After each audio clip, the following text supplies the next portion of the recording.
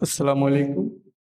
আপনি যদি খামার করতে চান, তাহলে আপনাকে জানতে হবে, শিখতে হবে। শেখার কোনো শেষ নেই।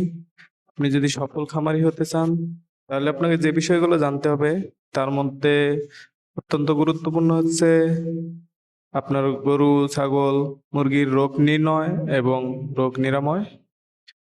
সেক্ষেত্রে আপনি গরু, ছাগল, হাঁস, মুরগি যাই হোক এদের মুখ, চোখ, এদের অ্যাক্টিভিটি এবং মল ত্যাগ করাবো, সেই মল দেখে আপনাকে বুঝতে হবে যে আপনার গরুটা কি সুস্থ নাকি অসুস্থ।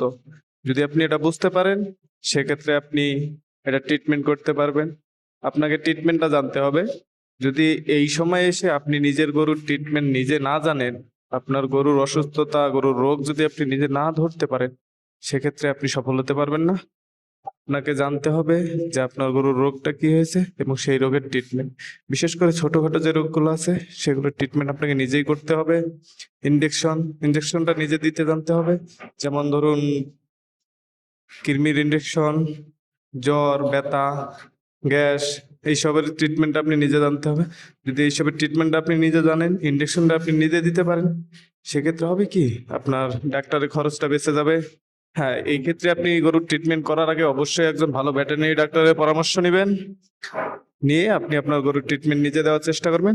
আর শেখার জন্য, জানার জন্য বর্তমানে আমাদের দেশেই বেশ কিছু সরকারি বেসরকারি কোর্স হয় খামারের উপরে, পশুপালনের উপরে কোর্সগুলো, সেগুলো আপনারা করতে পারেন। শর্ট কোর্স 3 মাসের, 6 মাসের।